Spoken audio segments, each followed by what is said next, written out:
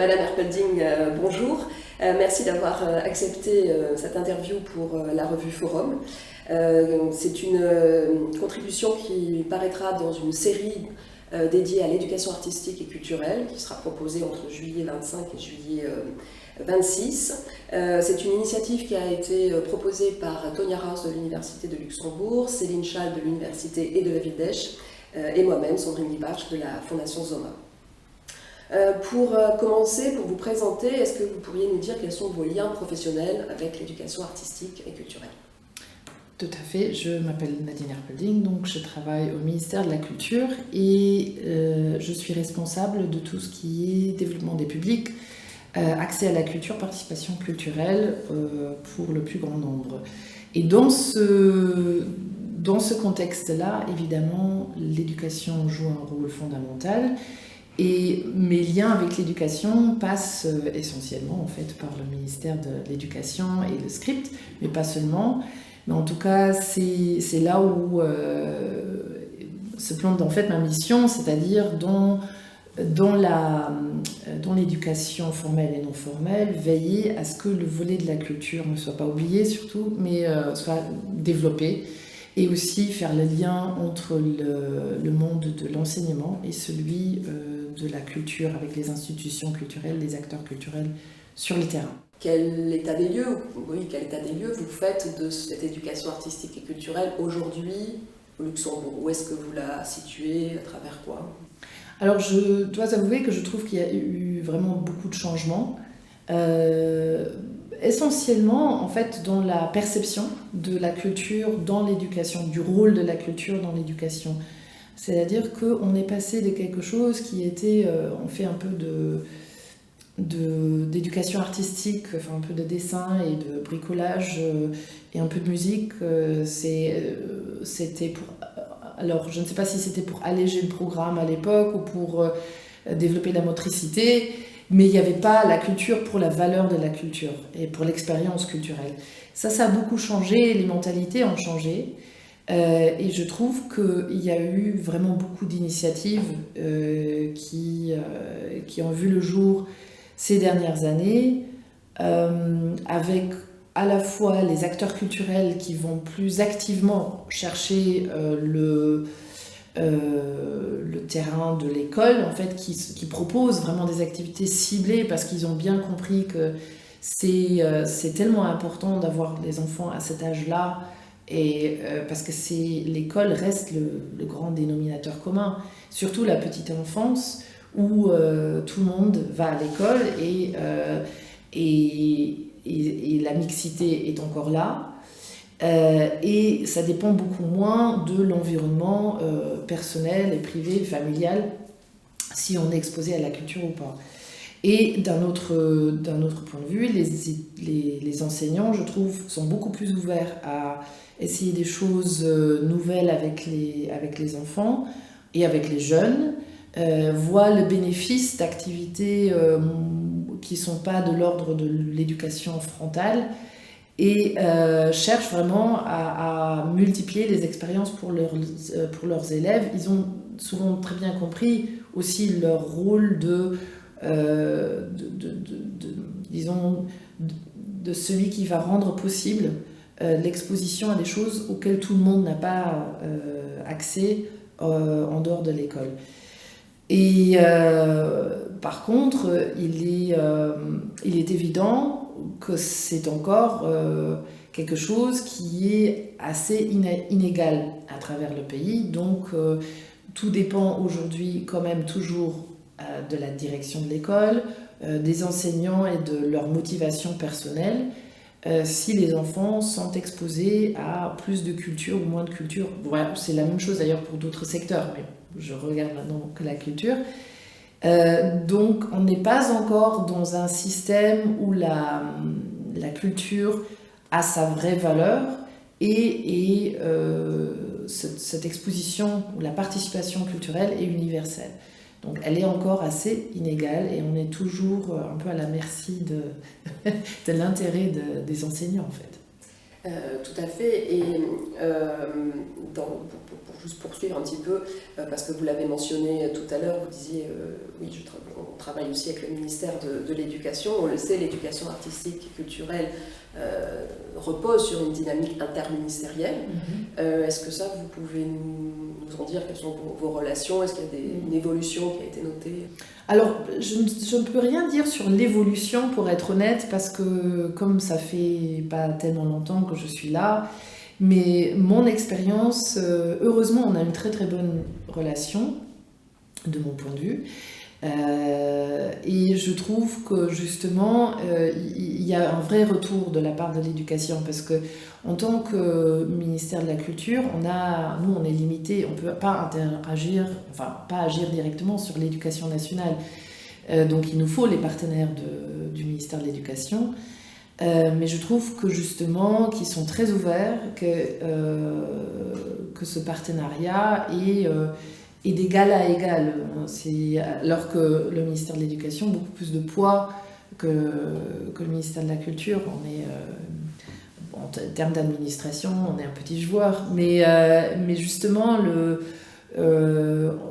ils sont très très coopératifs, et ils essayent vraiment eux aussi de pousser l'accès à la culture au sein de l'éducation nationale. Ce message est passé, que la culture est importante, et il est véhiculé par le ministère, je dois dire, et par les scripts essentiellement, puisque eux ils sont plutôt en charge de tout ce qui est justement activité et programme.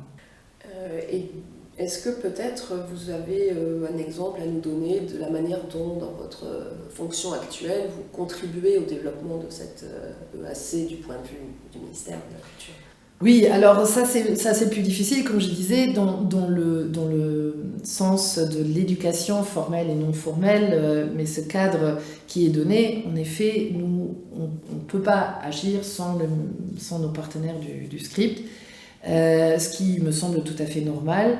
Mais du coup, disons que j'apporte plutôt la voix quand on parle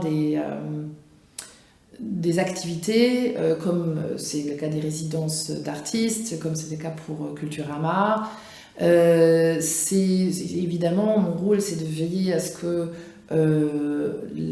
la culture soit diverse, qu'il y ait vraiment un accès à différentes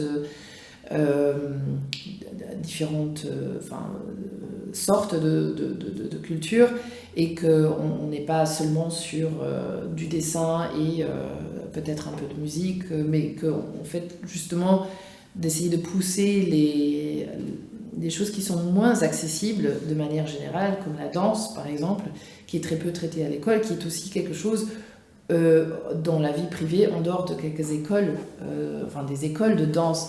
Mais en tant que spectateur, en termes de comprendre une chorégraphie, etc., de voir vraiment de la danse, c'est quelque chose qui est assez rare pour beaucoup d'adultes, mais aussi pour beaucoup de jeunes ou d'enfants.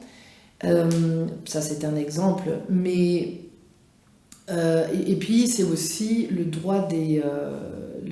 défendre le droit des acteurs culturels, c'est-à-dire veiller à ce que les artistes soient rémunérés à juste titre, que leur travail soit valorisé, que ce ne soit pas vu comme un loisir, une excursion, quelque chose qu'on fait quand on a encore un peu le temps, juste avant les vacances, même si ça fait plaisir. L'art, ça a tendance à faire plaisir, tant mieux, mais il y a quand même une dimension beaucoup plus importante et sérieuse que ça derrière l'exposition à la culture. Vous avez mentionné que cette éducation artistique et culturelle, elle reposait sur l'engagement du ministère de l'Éducation et des enseignants, mais aussi des artistes qui ont investi maintenant assez généralement le milieu scolaire. Le ministère conventionne, a des conventions avec différentes institutions culturelles, maisons culturelles. Est-ce que c'est quelque chose, cette dimension de l'EAC à laquelle vous êtes sensible dans le cadre de ces conventions ? Alors, dans le cadre des conventions, on est sensible à la transmission de manière générale.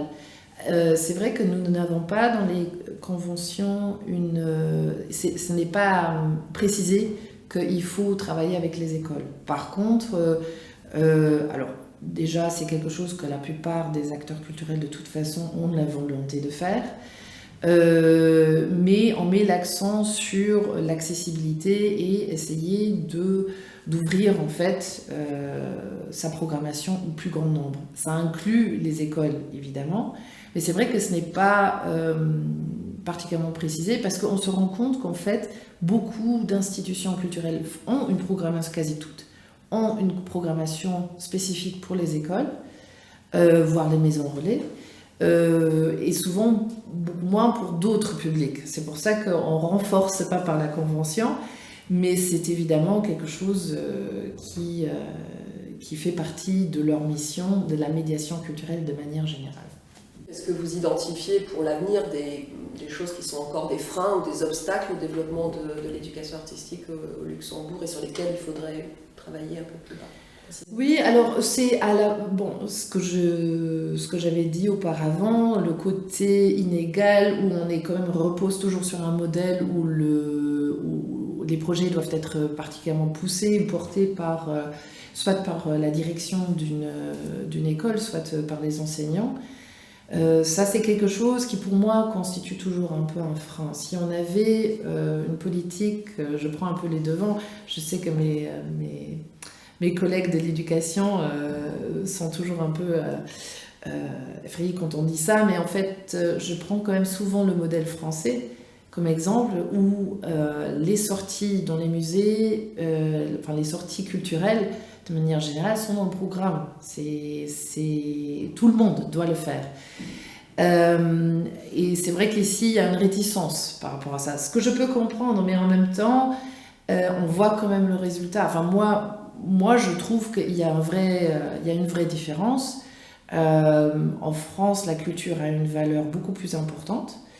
Et quand, comme je vais beaucoup dans la culture, et j'aime aussi voyager, je me rends compte n'importe où dans le monde où on va dans les musées, et il y a des Français partout.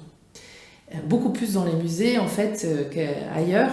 Et donc, et les théâtres en France en plein, c'est quelque chose on voit quand même, ça porte ses fruits.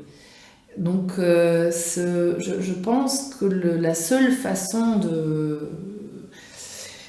sortir de cette inégalité où tout le monde n'a pas forcément accès au même titre en tant qu'étudiant ou élève, ça passe à un moment donné par un peu l'obligation.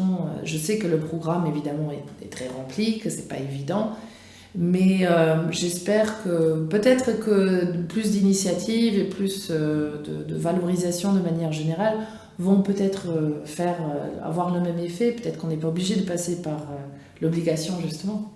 Mais c'est vrai que ça c'est toujours le plus grand frein. Puis d'un autre côté, on voit très bien que quand les choses ne sont pas obligatoires ou ne sont pas inscrites, on peut très vite basculer. Rien n'est vraiment acquis et on vu des choses actuelles, ce qui se passe dans le monde, on voit très bien quand les priorités changent.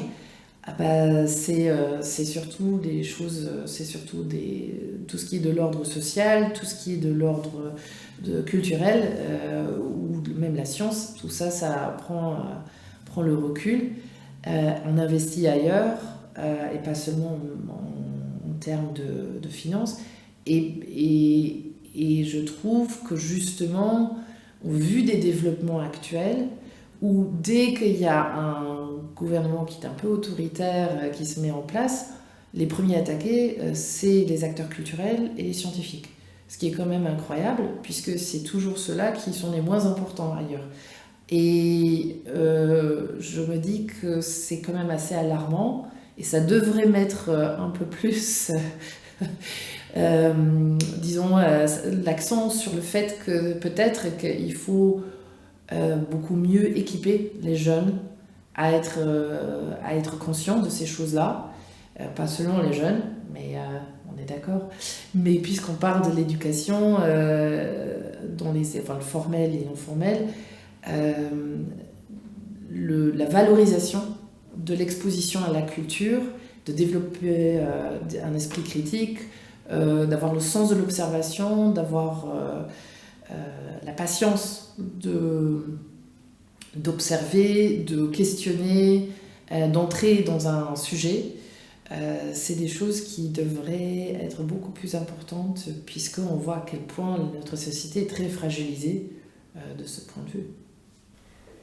Est-ce que pour conclure, c'est un peu... Bon, ça va dans ce que vous venez de dire, mais cette EAC comprise comme cet outil de la culture dans l'école, est-ce qu'elle pourrait sauver le monde un peu si on suit votre raisonnement ? Alors, la culture toute seule, je ne pense pas. Mais je pense que, en effet, les gens qui sont culturellement, quand vous regardez en fait un peu, et peu importe les classes sociales, parce qu'on a souvent tendance à penser que c'est seulement une question de classe sociale. Il y a des gens qui sont culturellement actifs dans toutes les classes sociales. Et ceux qui ne le sont pas. Il y a un secteur, il y a plusieurs secteurs où les gens sont très éduqués, ils gagnent beaucoup d'argent et en fait ne sont pas particulièrement culturellement actifs. On se rend compte que c'est jamais les gens qui sont très actifs d'un point de vue culturel ou qui consomment beaucoup la culture qui sont ceux qui créent le plus de problèmes dans le monde.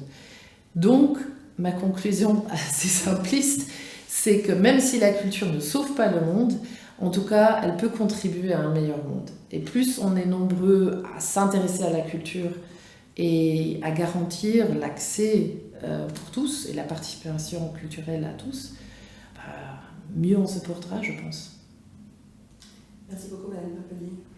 Merci à vous.